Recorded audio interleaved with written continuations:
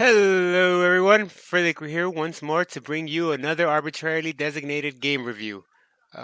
Review type video, at least. In this video, I'll be taking a look at a game that is out of my usual arena. As you might have determined from the video icon, I'll be telling you all about my time in Portia? They say Portia, so I'm gonna go with Portia. I didn't know much about this game going into it. I just happened to catch it on the top selling list on Steam and noticed it had a high number of positive reviews. So I suppose you can say I just wanted to see what all the fuss was about. The first thing that really caught my eye when initially playing the game was the art direction and overall aesthetics. The game's cartoon style manages to present a visually stunning world. At times, I found myself just admiring the view in a similar fashion to some of the more graphically demanding games out there. The artificial and natural environments work well at establishing a cozy feel that this game exudes, and I think at times the warm, whimsical feel of the game does become a little overbearing. Some of the monsters were really just far too adorable to take seriously. I'll admit this might just be me, but a Mr. Ladybug is not really the type of monster I want to be hitting with a spiked training sword. Visually, the characters in the game maintain that same charming appearance. Except for Higgins, that a-hole was the polar opposite of charming. So he can go straight to, hell. Anyway, the items you build are visually unique and also lend themselves to the game's overall style. Another slight complaint about the game is the animations. There's nothing technically wrong with them. They work and look just fine, but after seeing the same animation to chop wood or dig for copper, I just couldn't help but feel a little tired of it. Of course, this is an issue that can commonly be noted about any sort of game that tasks you with consistently gathering resources in such a manner, but an issue nonetheless. The music and voice acting is suited well for the overall atmosphere of the game, and as much as it can get repetitive, the sounds of the animations work perfectly well with one another. I don't have any serious gripe with any element of the game's presentation. It actually uses its visuals and sounds to create a perfectly fitting, charming world.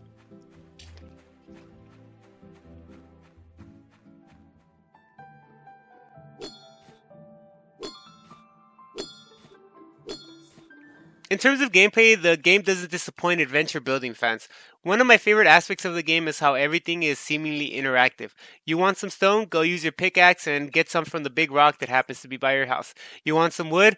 Well, there happens to be a bunch of trees nearby as well, so use your axe and chop those down. Deforestation be damned. This has obviously been seen before in various games, and the earliest I can remember having this sort of experience is in 2001 with Animal Crossing. But my time in Portia manages to use familiar mechanics in a very engaging and enjoyable manner.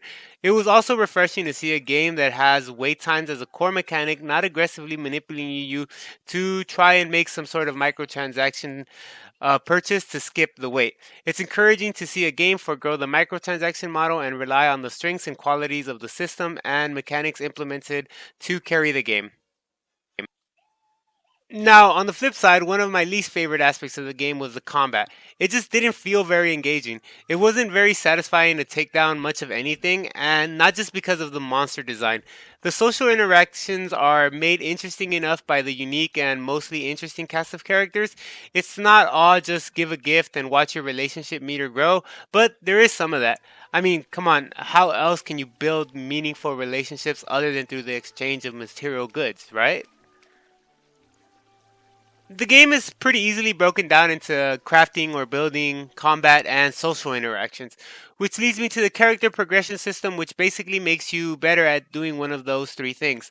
I would have preferred it if the experience points acquired were used to exclusively level up a trait for how those experience points were acquired, but I can see the disadvantage of exclusively tying social interactions traits to how much you socially interacted.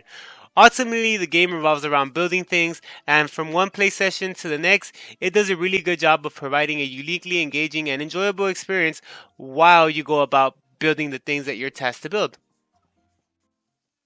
When it comes to longevity, I really don't think this game is suited for multiple playthroughs. However, I know the developers are actively supporting the game, and I'm sure they will be releasing new content.